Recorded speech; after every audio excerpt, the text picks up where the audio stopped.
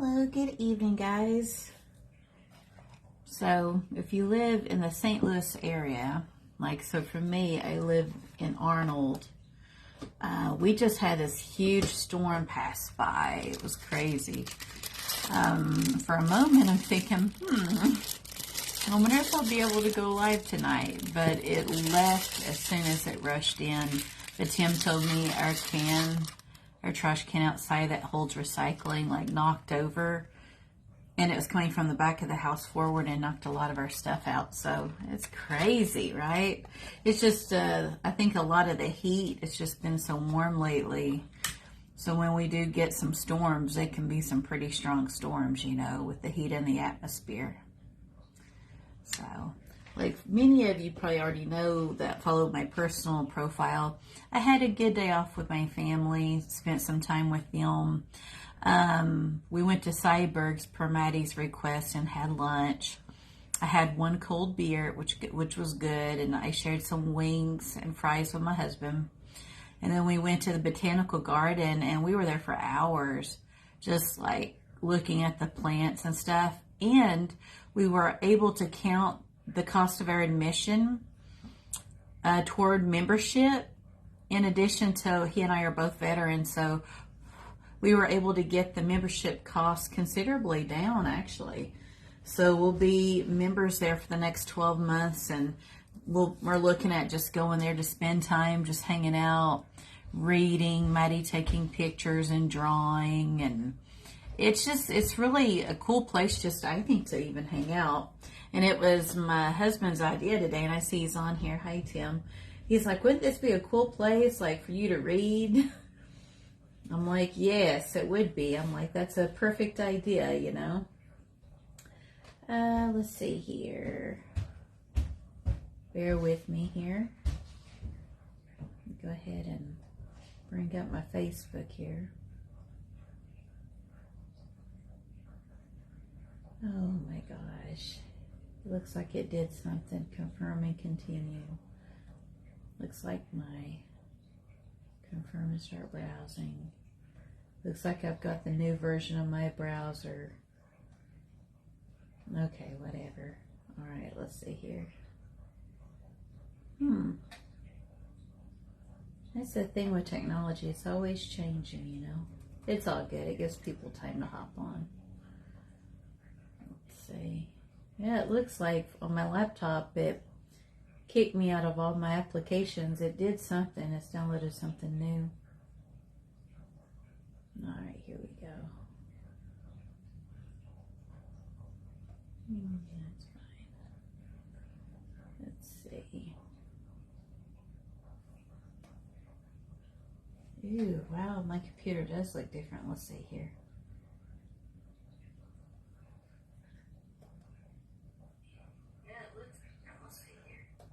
There we go. Cool. And I see, very cool. I see in both places. Yes, honey, it was a very epic day. I agree. And it was good to get time in with you and the kids, I think. So what we're doing tonight, I like to switch things up and keep things interesting, is months ago I pre-ordered this deck because I'm a collector of many things, and Tim was probably laughing on the other end of this. He can attest, I collect quite a few things. And of course, go figure, one of these things I collect are tarot decks. I saw this on Amazon some time ago, months ago, and I went ahead and pre-ordered it, and I received it just yesterday. And it's entitled Universal Monsters Tarot Deck and Guidebook. And the authors are Casey Gilly and Joe Wilson. So I will be using this deck, which I think is perfect for this spread. I have talked before about how, first and foremost, I think it is very valuable that all of you in our group who read tarot, and I think you could pretty well see where I'm coming from, where I'm going with this thought process. But it's first and foremost important to read intuitively, and then you can refer to the book. This deck is a bit more challenging because usually, and there's similar decks like this, like the Major Arcana, they hit it way out of the ballpark, like really cool imagery. But when it comes to your minors, they might have a finger up, two fingers up, you know, and you don't have a lot of information to derive from. So one of the things I'll do tonight, I'm going to do our spread per this book, which is another thing to point out here. So they usually come with a book. This is actually a really nice one. It's got a pretty good cover to it. You see how it bends. And toward the back of these books, it generally has a few spreads, and there's a few that they put in, like the 1 card or the 3 card is common. Celtic crosses are common, right? But generally speaking, the artist and the author of the deck, they'll come up with their own spreads to put in. And today I saw this and I'm thinking, yes, this is perfect and it's fun. But then I was thinking, because I've got new readers in my group too, that it's important to show you guys how you can take a non-traditional deck that doesn't give you a lot of info and how you can still read from it. So I'm going to show you how to do that as well with this reading. So I'm going to go ahead and shuffle my cards while we talk and as people hop on. And I'll keep an eye on my comments.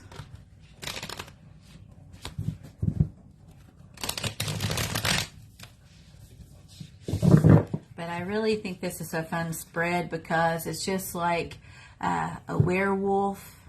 It's the man who transforms, or the female, who transforms at the full moon into this werewolf. And then the morning after, they're generally naked somewhere, you know, after hunting all night, you know.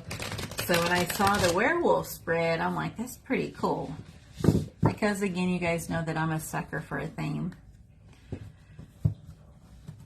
And for the sake of not being redundant, I won't go into what I generally do if I'm reading for somebody else, you know, because I feel like I've covered that fairly well with my previous tarot teaching moments. Now, of course, if you have questions about this, let me know. And, of course, if you need to catch up or you're new to our group, all of my tarot teaching moments can be found under Mountain Crow Tarot, which is on YouTube. And I have them under different categories. And other than that, here in a couple weeks, I'm taking off with a good friend of mine. We're going to end up going to Salem for the weekend. And I'm really looking forward to just checking out just the history and the people and the food, of course, because I like good food. And, of course, the Ridge City Tarot Convention should be a lot of fun, too. So I'm really looking forward to that, you know. So, and I'm going to take you guys with me when I go. And when I say that, I'm saying that I do plan on maybe doing some go lives there, do some tarot readings with the energy of Salem.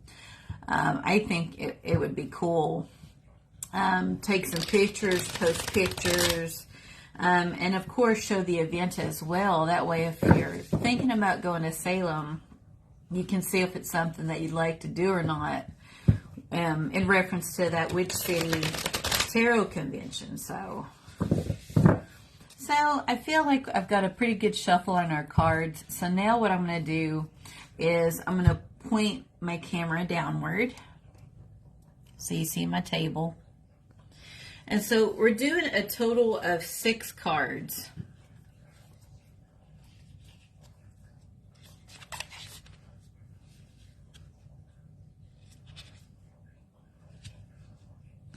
Which I'm going to do it a little bit differently as far as how I situate my cards because of my limited counter space. So even though the book had them arranged differently, you don't have to do it exactly like the book, you know.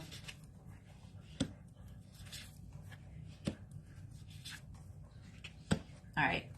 And I love the backs of these cards too. Aren't they cool? I love the color usage and the symbols. It's really cool looking.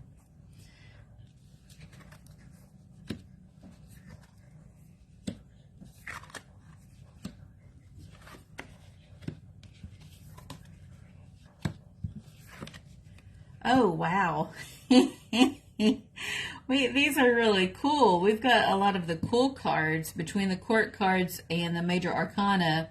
I'll show you what I'm talking about in regard to those pip cards after I do this spread as to how you can take a non-traditional deck and still read from it even if you're a beginner with tarot. So we're going to start off with this first row. This is my left. So we're going to start here for card number 1. And the overall energy of this spread, I'll go ahead and read the description, which is very brief in the book. And it says here, for the wolf's moon, it says, harness the power of the wolf man to track your transformation every full moon. So this spread would be ideal even if, say, it's the day of, let's say you're expecting a full moon that night, or even afterward. If you can't do it the night of, you just fit it in when you can, then you can really use that energy of the full moon with your reading, right? So with this first card, again, I'll pretend I'm reading for somebody else. It is what has, say, the querent learned since the last full moon, okay? And here we're seeing the Wheel of Fortune, okay, which is like the 10th major arcana card.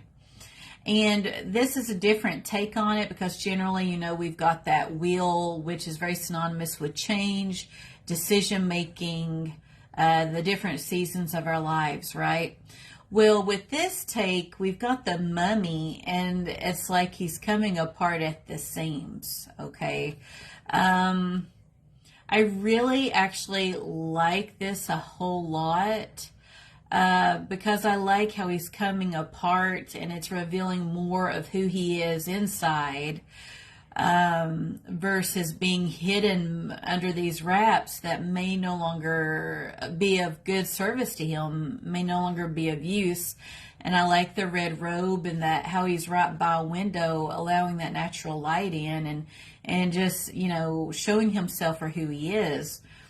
From looking at this intuitively, I would say a lesson learned would be the importance of just transparency and being vulnerable and, not necessarily hiding from fear of rejection, right? How important it is to be unique, right? And, my husband's correcting me on here. He says that's the invisible man. Is it really?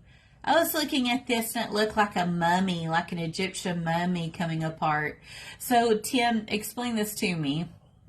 With the invisible man, is that like an old school horror movie that I haven't seen? Or is this like somebody from like the Fantastic Four? I thought that was what Jessica Alba was. Instead of the invisible man, she was like the invisible woman, But I think for me, and again, that just shows the beauty of Tim and I even seeing this card differently. When I see this based on my experiences and what I've seen movie-wise, I think of the mummy like an Egyptian mummy, and just coming apart at the seams and just that evolution, right, and transformation. And my husband says, yes, original old school horror movie. Ah, okay. See, I never watched that one with the invisible man, so that's probably why I didn't even think about him. And Tim says he is invisible under the wraps. Huh. So see, isn't that interesting? If you look at it, so at his core, if we look at it from Tim's viewpoint, authentically, this person is invisible. And he says there was a remake with Kevin Bacon. Interesting. And see, I can't even place it right now. I can't even remember it. But if this truly is, like my husband's saying, authentically this individual is invisible, I don't know. I would say maybe another way of looking at this is maybe he doesn't want to be invisible anymore. And that then maybe the wraps are suspended in air and then coming together to maybe bring him forth to where he can be acknowledged and interact with others. Maybe he doesn't want to feel invisible in the room, but maybe be seen, And let's see, original movie was 1933. Wow, that is a long time ago. So it depends. Again, I'm always talking about the conversations we have with others. We would, I would talk to that person, what do you intuitively see? This is, I would tell them what I see. Does this resonate with you, or do you see something a bit different in this picture, right? So it just depends on if you see it, say, the way I do, or even how my husband does, based on your own experience and knowledge base, and how tarot essentially tells a story. So it's how you perceive it in your mind, pretty much. Now, the second card would be, what energy should be embraced before the next full moon? Because keep in mind, say with a new moon, you're talking about new endeavors that you're beginning, right? New relationships and so forth. With the full, things come full circle, and you pretty well assess what went well and what didn't, and that's a time to let things go, right? So what energy should we embrace before the next? I like that we got the Devil card for this. With this card, what we're seeing, it would appear to be some women, some ghostly women, which actually look more so like vampires. It almost honestly reminds me of the Dracula movie, how he turned these women into vampires like him so that he could, have, I guess, females to spend time with him in his castle. But when we see devil, the devil's all about willingly having these vices in life and being just feeling very chained and stuck. And so I think an energy to let go prior to, say, the next full moon would be this energy of feeling bound and stuck, right? And even though it's tempting, because there's 3 vampire women here, right? It might be seductive and mysterious to hang out with the vampire women, even though they look a bit menacing here. Maybe they're not the best company to keep, and maybe it's a time to break away from that, The third card, it basically offers us the question with this spread: what energy no longer serves and needs to be released? And this is a very interesting choice that came out for us because we got the Sun. And you know that the Sun has a very much positive overtone. Even when you pull other cards, say in a spread, this has a very powerful positive influence on any spread because we have that full knowledge, illumination, light. We can see where we're going. It feels good. It's the feel of the sun on your skin, right? And so as far as releasing it, I would say a unique perspective on this card as far as trying to release that energy, which many of us seek this overall energy of this card. I would say releasing just that thought or thinking that everything will always be sunny and perfect and make sense, if that it's just this is not sustainable, say, forever and ever, that there will be ups and downs, and just like the ebbs and tides of the water, how the moon's always changing, she's never the same, she's always evolving, right? That in sharp contrast to the sun, we've got our moon, right, where we don't have full illumination. We can't really determine what's real, what's not real, and feeling very vulnerable, in contrast to the sun, where it's pretty well the opposite of all that.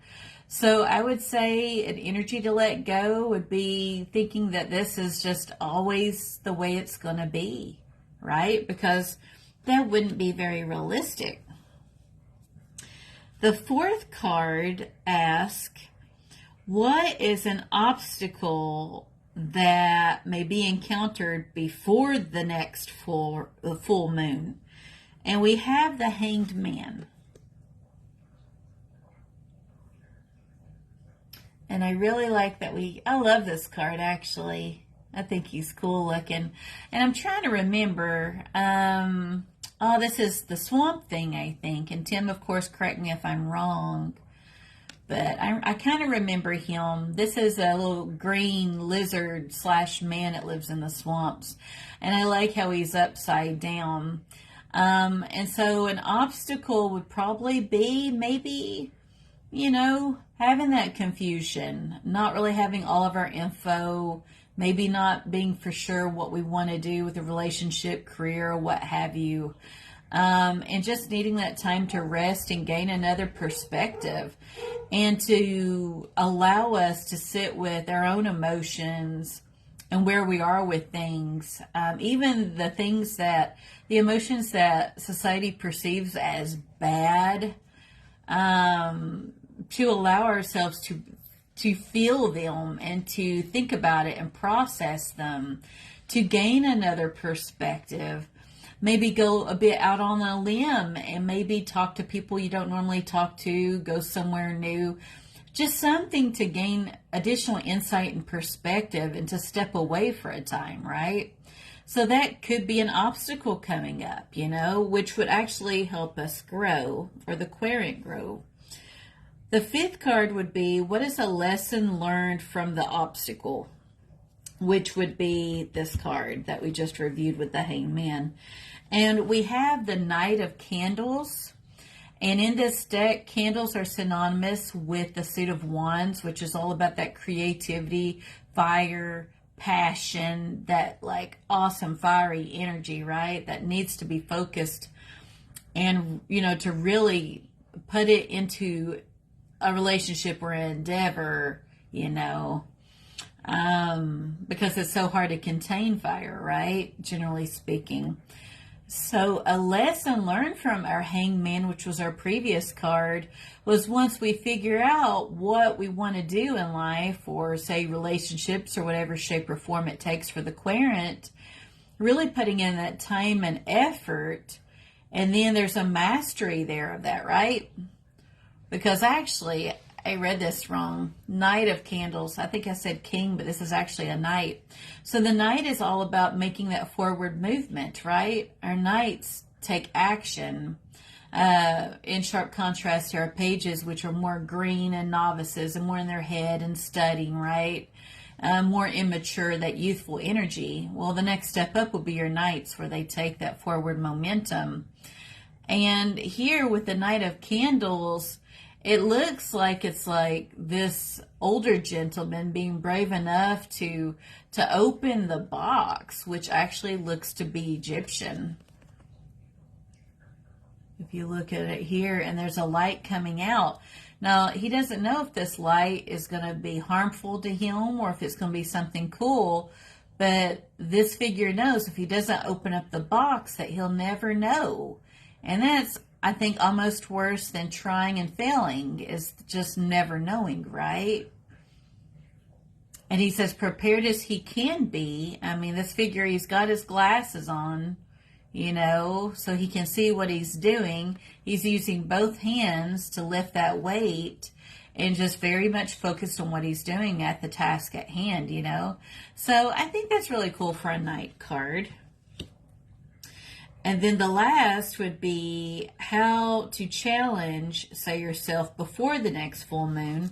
I like how we have the Fool, which this honestly is one of my favorite characters from the old school horror movies. I have even read the book Frankenstein, and I really love this character so much because to be such an intimidating figure to look at, he was a very intuitive, emotional, deep-thinking soul, misunderstood, felt very out of place in the world, especially after, he came to life in the form of Frankenstein, and just very isolated and lonely in the book. If you're a reader like me, I would recommend reading that. Frankenstein is just awesome. I may even say he's even more so my favorite than even Dracula, when I read Dracula. He's just such a cool character. So to answer our question, how can we challenge say yourself, or the how does the querent challenge themselves before the next full moon, it would be to like be very optimistic, arms up, open wide, hands open wide, stance open, being open to experiencing new things, taking a risk. You know, I think that is exciting. And then by the time, say, the next full moon comes, you can kind of evaluate, did it work or not, right? Even though our friend Frankenstein felt very vulnerable, right? Like many of you who are familiar with him. Now, I'm going to go ahead and show you guys an example of how you can take a non-conventional deck and you can still read from it, because you know that I've talked about at length, if you're learning, you really should get a deck based from Rider-Waite-Smith. With a lot of these decks, like I was saying toward the beginning, the major arcana, they usually are just like, they spend so much time. I'm going to pull some hard ones out here. Making the major arcana cards, and then when it comes to, say, your pip cards, which are like your minor arcana, which this is a court card, or page is, but you see what I'm saying? Like, the art is really cool, but you, to a certain extent, it's not like our Rider-Waite-Smith. So let's say you're learning, you love this deck, and you're like, you know what? This deck resounds with me. I want to learn with this deck. And you pull these cards, and like, you know, you may be able to derive some insight from this, but I think out of this deck, let's say the Four of Claws, we see what appears to be a mummy, and there's 4 fingers there. Or the Ace of Crypts, it's the middle finger sticking up, which I kind of like that dark humor. That's his middle finger. 8 of Crypts, and again, you got to look in the book that accompanies it to determine which classic suit are we talking about, right? Then we've got the Crypts here, and then Castles here, and then we've got this court card. Now, what you do when you get this, such a deck like this, now I'm going to use the Radiant Rider-Waite Tarot, okay? Now, first and foremost, let's say you can derive a lot intuitively as to, okay, what suit are you dealing with here? And if I lose you guys, it's not on purpose, because I can hear the storm. I can hear the thunder. So here, usually there's like an intro in the book that accompanies the decks, and it'll tell you what each of these stand for, okay? Because it's calling it something totally different. So here, for this particular deck, it says here, they consist of 4 suits, which are candles, crypts, claws, and castles. These suits align with the traditional suits of, and this is respectively, candles would be wands, crypts would be cups, claws would be swords, and castles are pinnacles. And then on the following page, it goes into their thinking as to why those suit, why those, you know, are traditional Rider-Waite-Smith suits, why they converted them to those types of things, right? So you probably see where I'm going with this. So we know with, let's see here, so the 2 of Crypts, our crypt is the same as, say, our cup suit, right? So I'm going to go ahead and look through my traditional here. Let's see here.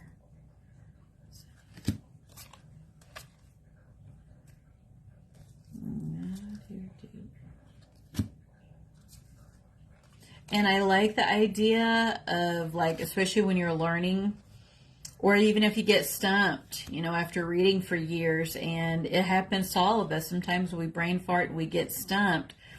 It's really good to just go back to basics, pick up that book or your Rider-Waite-Smith deck, and find the card you're looking at. And then, generally speaking, it leads to these, like, big aha moments. Like, oh, yeah, that's right, you know.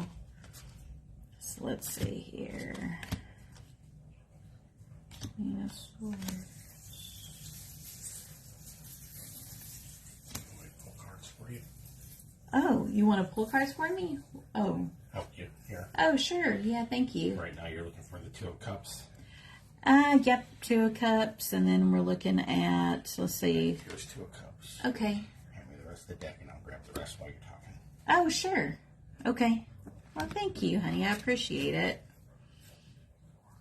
So, my hubby's very sweet like that. He's helping me find these cards, and I'll just start talking while he helps me find them. And Tim, if you just let me know, like, if you need clarification about what all you're looking for here. So with this one, we have the Two of Crypts, which I really like that. And I think that even without pulling a Rider-Waite-Smith card, you see two tombstones, and there's a thorny rose in between the two. And it's the roots of it come from each grave and they intertwine. So I think just looking at that, you can determine that we're looking at a friendship, relationship, and that there's a closeness there, right? There's an exchange. So if you put this together, here's our Two of Cups here that reflects that.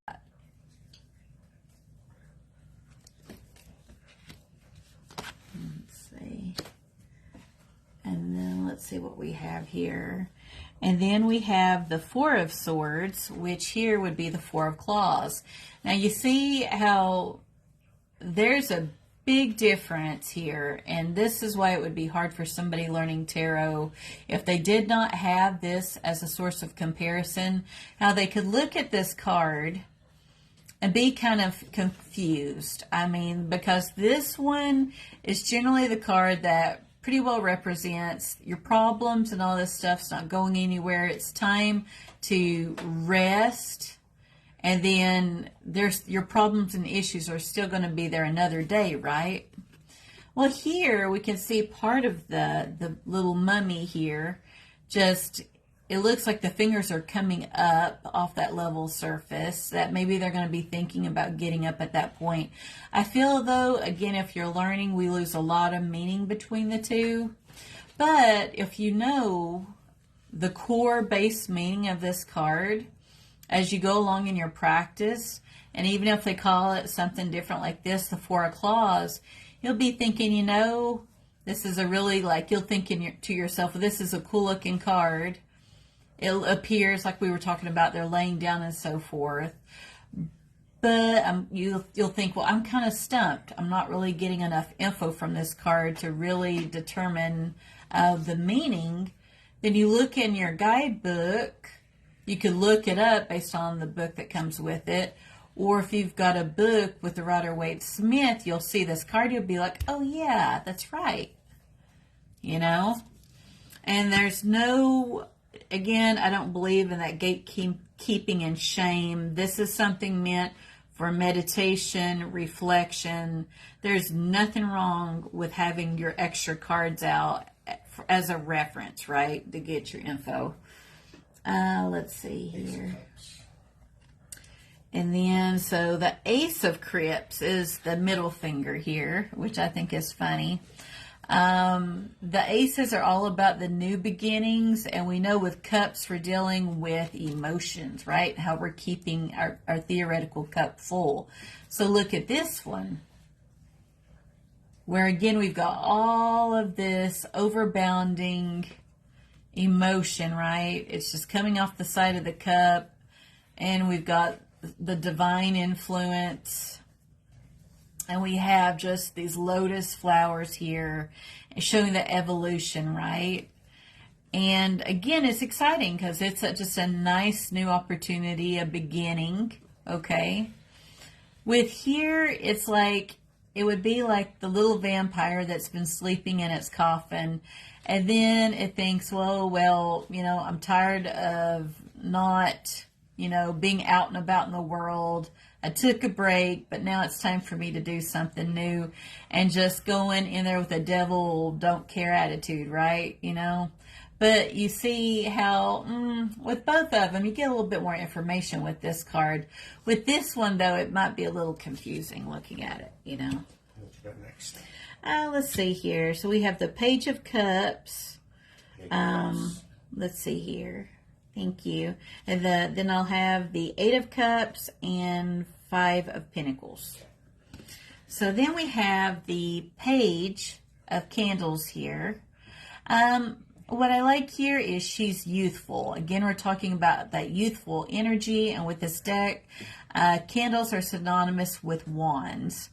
And I like how her garment is predominantly red. Cups. Oh, wait, sorry. I told you the wrong thing with this. So, again, her garment's predominantly red. She's looking directly at us, and she has a little bit of a smirk on her face. So it shows that confidence here. And here we've got our Page of Wands, who has that same energy. And again, they're just looking at, they're reflecting, thinking, and determining, well, how do they want to move forward and focus that energy. So I actually like the correspondence between these two. You know, it's not so bad when you have more visual data to go from when you look at the cards. Let's see here. Then we have our Eight of Cups, which with this deck, it would be the Eight of Crypts, where we have something that's broken. And imagine if this is something that belonged to you or I, we're going to be really bummed out that such a beautiful thing was broken. And then in such a state, we'd have to discard it because it's no longer usable. And I mean, you can gain a lot from this card just by thinking about this image. But if you put this one right next to it, we have the Eight of Cups, which shows the person walking away and leaving failures, mistakes, these things that they've held on to for too long, and then moving on, right? So you see how you get a little bit more information doing it that way. And then ending it here, we have the Five of Castles, which castles are synonymous with pentacle energy. Here it's very ominous looking, intimidating. You don't get the same info as, say, you do with the Rider-Waite-Smith here, showing people in poor health. They may not financially have a whole lot, feeling like they don't have the help, and they're not going into the church for help, right? And you see the stained glass above their heads, the cold weather. With here, I think it successfully conveys that feeling of just feeling very lost and alone. It does look very barren. So, I mean, that does translate, but we wouldn't necessarily get the same information about somebody's health not doing so great, finances lacking, because the structure is actually intact. It looks really good. It's not crumbling or anything like that. So we do lose some of the core meaning with the artist's interpretation of this card with this deck. But it's still doable because you can still pull your cards out and then have them right by your non-traditional deck, and you'll still learn tarot. You know what I'm saying? You'll still pick up on these symbols and meanings and still learn your new deck as well. So, thank you for your patience while I was trying to switch things up with some harder cards, because I didn't want to do a disservice, because what we got the first time around tonight was predominantly major arcana with a court card, which is easy peasy. And I wanted to show you some harder ones that are not traditional to kind of show you how you could do it on your own if you really love a deck that's just, you know, the majors might be awesome, but the minors are very minimal with the, you know, the amount of info that you're given. So if you have any questions, please let me know. Shoot me a message or leave me a comment. And I think this wraps us up for tonight. So I hope this finds you well, and I'll talk to you later. Good night.